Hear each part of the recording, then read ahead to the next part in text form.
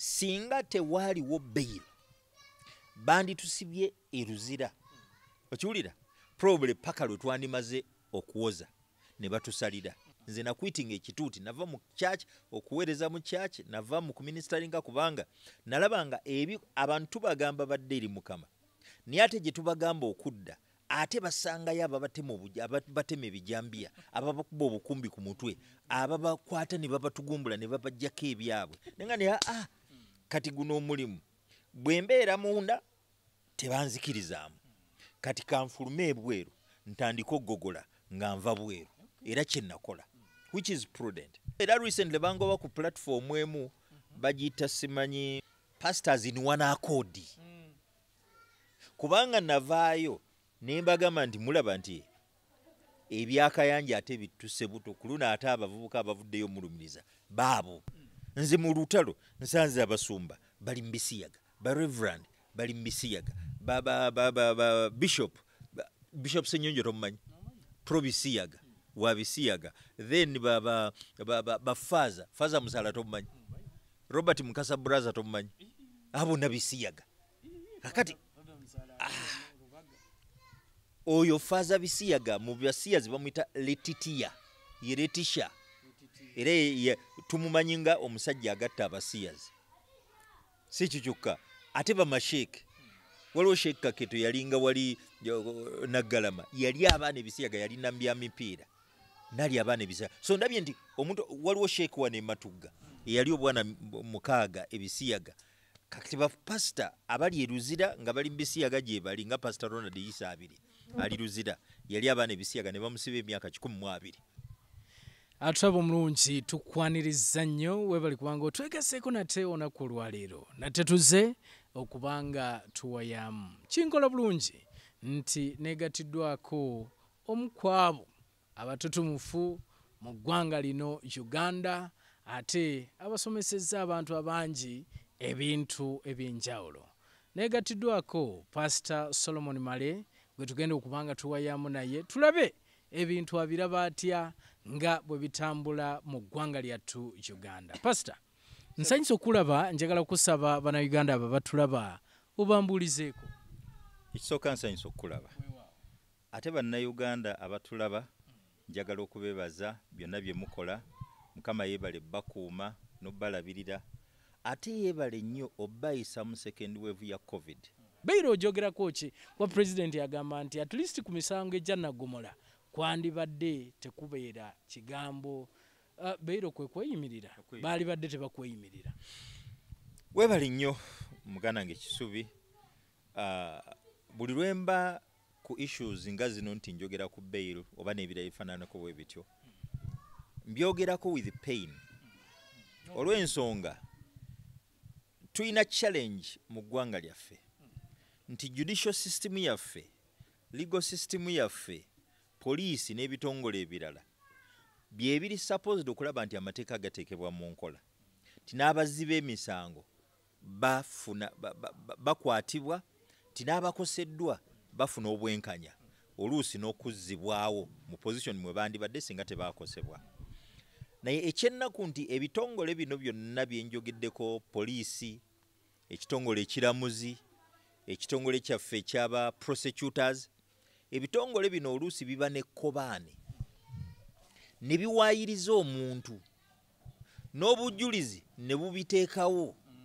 okkakkana ng'abantu bangi abatalina misango bali emabega w'emitayimbwa bali mu makomera ate nga abandi badde bagenda emabega w'emitayimbwa actually abamenyi b'amateeka oba basse bamenyi b'amateeka bo bali bweru ekyokulabirako mu 2008 twalonkinga olutalo ku bisiyaga era nga nze ndukulembera kamwa koogera bwe twatandika olutalo lw'ebisiyaga twatandika kufuna aba victims weewona limba funa embabeganye era mujjukira mwajjanga ne munkolako interviews but this time ng'omusumba Kyazze Sempa n'abalala bagambye nti nedda it's time twegatte bwe tulonkinga gwali mwezi gwa October bwe mba seerabidde ndoza zaali 21 around that oba 22 October bwe tulonkinga olutalo tetwamanya nti tugudde taapu y'abaana abasiyagiddwa era nga n'abamu ku be twafuna baali basiyagiddwa omusumba Robert Kayanja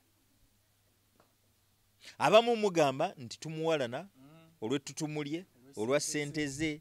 Nze sina kye mwegombako, sina kye neegomba ku bagoberezi be, kubanga ne bwe bava ewuwe tebajja wange. Nze nakwitinga ekituuti, nava mu church okuweereza mu church, nava mu kuministeringa kubanga nalabanga abantu tubagamba badde eri Mukama, naye ate gye tubagamba okudda ate basangayo ababatema ebijambiya, ababakuba obukumbi ku mutwe, ababakwata ne babatugumbula ne babajjako ebyabwe. Nenga ne kati guno omulimu bwe mbeera munda tebanzikirizaamu, kati kanfulume ebweru ntandika okugogola nga nva bweru, era kye nakola, which is prudent. Kyoliko kyendiko era recently bangoba ku platform emu bagiyita simanyi oba pastor yabumu bagiyita oba pastor in oneness, nerabidde ne bwe bagiyita pastors in one accord.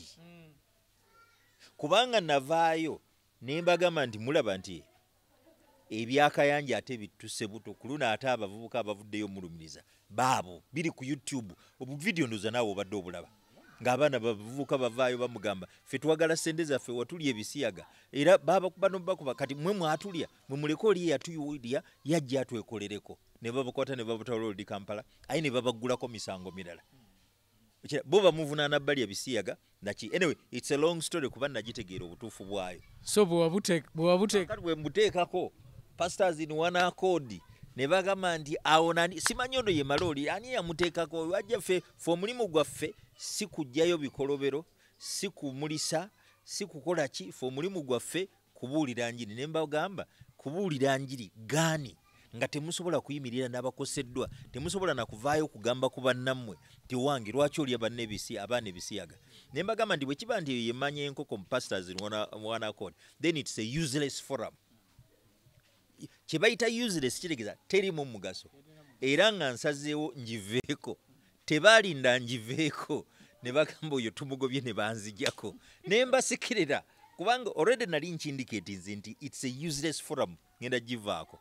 Kakati ate mugoba muti omuntu eyeegobye kubanga bye mukola biri inconsistent ne kyabasuubiramu okukola ki okukola. So katono nnyo kyendabye mu kino nti bapastors tebaagala kwogera buziina bwabwe, baagala tubakuumire nti bo baana ba Katonda, bantu ba Katonda bali mu mbeera eyo ng'ate bakola ebivve, bakola ebikolobero. Nze mu lutalo nsanze abasumba bali mu bisiyaga, ba reverend bali mu bisiyaga, bishop Senyonjo tomumanyi, pro bisiyaga wa bisiyaga, then faza Musala tomumanyi, Robert Mukasa brother tomumanyi, abo na bisiyaga. Kakati oyo faza bisiyaga mu basiyazi bamuyita Letitia, ye Letisha, era tumumanyi nga omusajja agatta abasiyazi. Si kikyukka ate bamasheke, waliwo Sheikh Kaketo yalinga wali Naggalama, yali abaana ebisiyaga, yali nambya mipiira nali abaana ebisiyaga. So ndabye nti omuntu waliwo Sheikh wane Matugga yali obwana mukaaga ebisiyaga. Kakati bapasita abali eruzira nga bali mbisiyaga gye bali nga Pastor Ronald Isa abiri ali ruzira yali abaana ebisiyaga ne bamusiba emyaka 12, buli mwana nga bamusibye emyaka 2. So mbadde nkugamba nti bwendo nkinga olutalo lw'ebisiyaga luli open nga tutajetinze nti oba basumbo baki naye twagala tudiringe n'ekikolo kyonna eky'ebisiyaga. Taapu eyasumulukuka abaakayanja ne batandika okuyiringita. Poliisi kye yakola kubakwata. Gilbert aline tuwe mwana mumujjukira eyakuba retired Colonel Dr. Gibesige tear gas oyo kamando yo yatekanga abaana ku mudumu gw'emmundu n'abakyusa statements ng'akolera ku biragiro bya Kale Kayihura afande ne mukama wo Kyomo ne Grace Akulo n'omulala ani Edward Okyomo. Kakati twasanga ne Moses Sakira twasinkana akaseera akazibu ng'abaana abaavaayo kulumiriza Pastor Kayanjo bali ebisiyaga ate babakutte babakyusa statements babagambye boogere nti ffe twabagula ne tubasuubiza ssente ne tubasuubiza obatwala ebweru bawaayirize Kayanja. Pastor Robert Lubagamirako Center nti yabali ebisiyaga. Nze kyengamba nti yabalya naye system ye yamutaasa. Kati bwe bamala obakyusa statements singa baakomaawo ne bagamba okay kati tubakyusiza statements katubaleke ne bali katubaveeko nandisirise but by the mere fact ndi bamala bakyusa statements ate ne badda kuffe ne batugulako ebisange by'ekisirusiru titwekobaana okuwayiriza Robert Kayanja nti yali abaana ebisiyaga ate nga yabalya nengamba nti awo nja kulwana okiraba batugulako omusango conspiring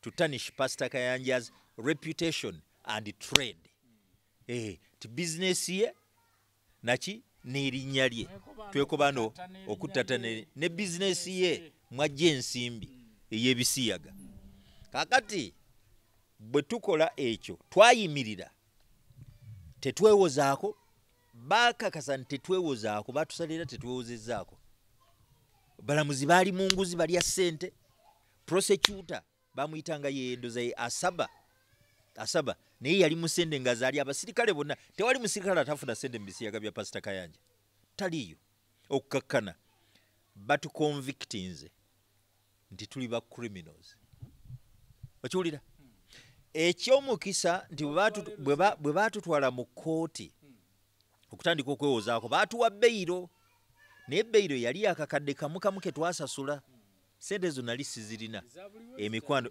zabuliwo ne bateekako nezitali zabuliwo oba bwali oba bukadde 10 oba 5 sikyajjukira naye netwe sente ezo akakadde akamu manyi kyekategeeza to a man like me okavaamu naye nga nkavaamu ku musango gw'essaza just because state eyagala okutaasa Kayanja nga nnaku z'omwezi 3 October omwaka 2012 batuconvictinga ne batuwa tukole community service essaawa 100 ne batusasuza era n'akakadde okiraba community service n'ogikolerawo community service nagikolera Mulago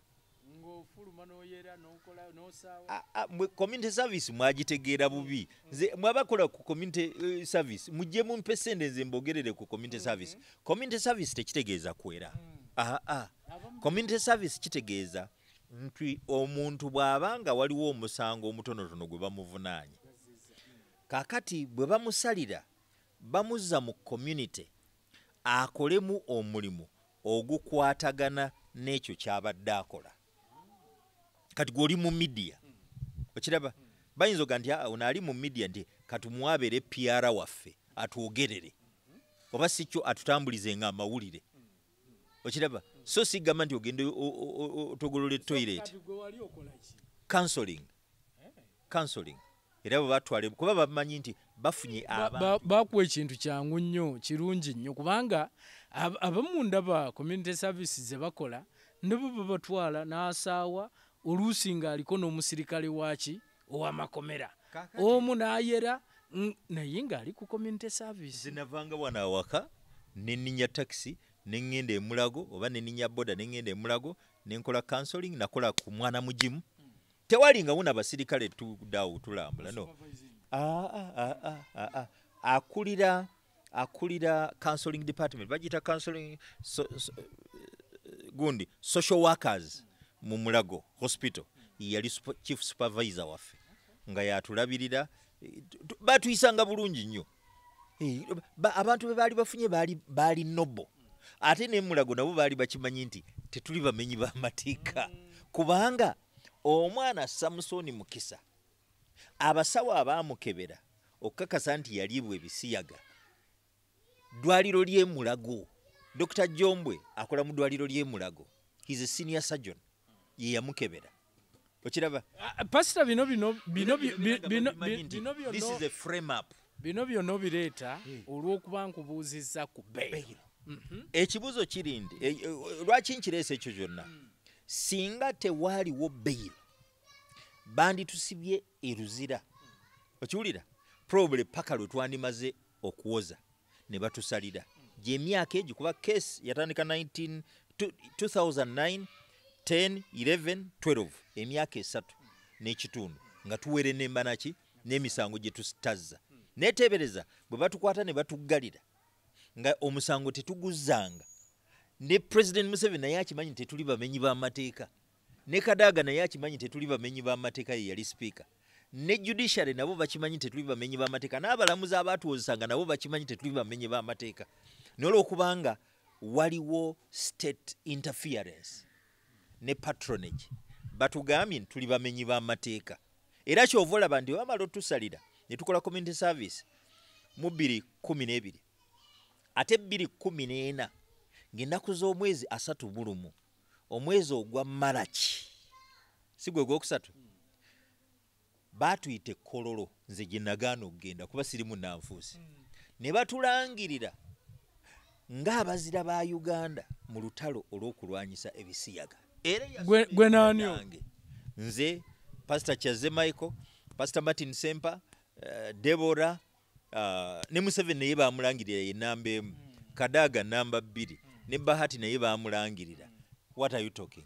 Criminal omumenyi w'amateeka convict asavize n'ekibonerezo tolaba nti muba basiru omufuula omuzira tolaba nti muba basiru wabaawo ekikyamu so ekikyamu ekyamazima kiri nti baamanya ne bagana naye kati tukoze tutyo okuzza abantu bano kuba twali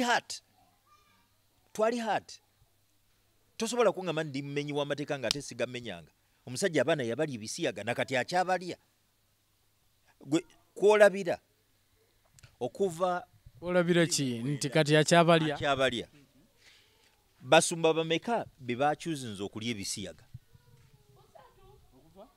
okuva 2019 lindako waliwo bemanyi naye kati wuliriza 28 abaana baavaayo 29 ne babakwata ne babakyusa eyo gw'omugigi ne guvaawo 2013 muwanguzi Moses najja ne bamukwata ne bamuggulako nti ne bamucharging mu anti-corruption nti yawa officer wa gavumenti enguzi ate nga kana yakali ebisiyaga nakasinkana ne taata waako nangamba bekisaasi taata waako nangamba nti yali akola na wakayanja nanga nti omwana kayanja yali omwana wange ebisiyaga naye owe ssente abeera wa ssente owe mundu abeera waki wa mundu bakakwata ne bakateteeka eruzira aye ne kavaayo ne kagamba nti ate ono munne gwe kakolanga gwe kaali naye nti yakagamba koogere now ogwo omugigi ate 214 nevaayo omugigi omulala 215 nevaayo omugigi omulala kati 222 last year waliyo omugigi ogwali guvaayo waliwo n'omumanyi bloga n'agamba simanyi kayanja agenda kumu exposing agenda mutwala mu parliament ninamanyi oyo nti ye muli wa ssente era ndoza olwamuwa ku ssente n'asirika kati ate guno oguvuddeyo omuntu atalya ebisiyaga lwaki buli kiseera bavaayo ne bamuvunaana ebisiyaga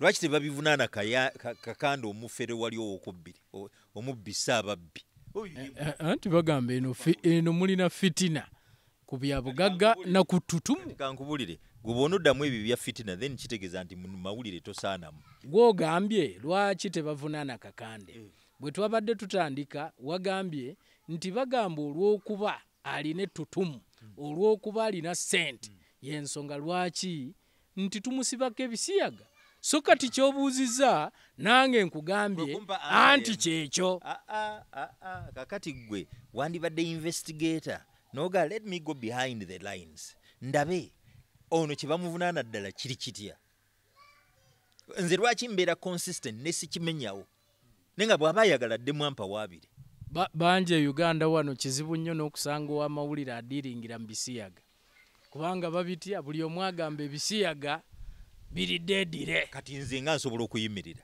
and I stand omusajja mu 2016 Kayanja yagamba ti president 2016 ng'ali mu mbwazi ze 77 yagamba nti ebisiyaga bwe breaking out president Museveni n'amukubira essimu n'amugamba Robert tegedde ekiguddewo naye kandabe bwenkutaasa bwati Kayanja yennyini yabyogera mu 77 dogs okumanya ate naye musiru kubanga yandigaye wayi omusajja eyantaasa kamubikkeko naye yavaayo n'akyogera mbirina byonna ku butambi ng'ayogera ti president Museveni yankubira essimu nanga akandabe bwenkutaasa era nze kyovula bangangamba nti eyamutaasa ye mukwano gwe kubanga ekisooka yabadde omusumba wa State House n'olwekyo kati bwe kiba nti tudiringa n'abantu ba hardcore criminals naye ng'ate balina patronage mu corridors of power. Kati ovaayo n'omuloopa ate ne bakwata gwe. Kati bwe bakwata nga bakubba mu kkomera tolina musango. Naye olwokubanga olinnye, actually you've treaded where angels fear to tread. Olinnyiridde ne bamalayika gye batya okulinnyirira. Kati bakwata bakugulako omusango. Kyova olaba nze ngamba ebyo president byalimu ne Beiro abiveeko. President Yoweri Kaguta Museveni, judiciary ne executive biteekwa okubeera independent. Tulabye nnyo nga waliwo interference mu performance eya judiciary. You pull the trigger, simu ng'omuntu bamuta. Ebyo tubikooye. Twagala lo to take its course. Kubanga nze nina abantu bannyo bengezezaako okufunira justice. Naye nga mu temples of justice mulimu injustice. Era sirabanga bumenyi bw'amateeka nga buli mu kitongole kiramuzi. Nti ate abandiyambye abantu okufuna obwenkanya ate be bakulembera mu butafunyisa bantu bwenkanya. Kubanga waliwo ne gundi egamba nti justice delayed is justice denied. Omuntu n'awaaba omusango bwe bakimanya nti mutuufu awaabye ogwo basirisa musirise ng'oli bamuta. So ebya Beiro president yandibadde abivaako. Beiro ebeerewo kubanga waliwo obutali bwenkanya. Mu bitongole ebyenjawulo. Kubanga tulina abantu be bateekako. Ojjukira retired Colonel Dr. Kizza Besigye bamutulako omusango gwa treason ne bamukwata ne bamuggalira. Within no time omusango gwavaawo. Actually recently nabadde ndaba nga bamugyeko omusango. Yagaana ogenda mukonaga sijja kudda mu kooti kwa bibanteekako bijweteke. Kati ate omwogezi wa kooti n'aga nti emisango bagu-withdrawing adda naye nga tamanyi. Naye nga ate baamukwata ne bamuyingiza ekkomera. Why? Kati wekiba tulina abuse of the systems. Tewali nsonga lwaki Beiro evaawo ebeerewo. Kale oba abamenyi b'amateeka ebata naye abatali bamenyi b'amateeka nabo basigale nga at least basobola okweyimirirwa babeere ebweru. Ebyo by'abamenyi b'amateeka okubata eyo injustice ejjawo lwakubanga ebitongole byaffe bijjudde obuyaayi obubbi. Museveni bw'aba ali serious about justice in this country, akwate police agi overhauling, akwate judiciary agi overhauling. Bagamba police ne Kawukumi mwali? Eyayogera Kawukumi ate akyali mulamu. Era agamba akyalimu. Ngamba president akyalimu naye ani alina obuyinza omujjamu? Lwaki tabujjamu? Ani yayogera? Sokolindeko. Ojjukira nti Deputy Inspector General wa Police yafa. Ne bamuziika. Nagenza okulaba nga amawulire gagamba mwe mugamba nti poliisi si mmativu n'okufa kwe. Baagala kumwekizuminga bamukoleko postmortem endala. Kyandibadde wano. Bw'aba basobola okukikola ku muduumizi ow'okubiri owa poliisi ate nga mujaasi mutendeke. Kakati ate olwo butuuka ku bantu ba bulijjo kibeera kitya? So nze ndowooza era nga kyeŋŋamba ebya Beiro president biveeko, genda maaso n'okufuga eggwanga. After all gw'olina vision nga bw'ogamba, naye ebya Beiro biveeko kubanga abantu bangi nnyo abali emabega wa mitayimbwa nga tebandibaddeyo.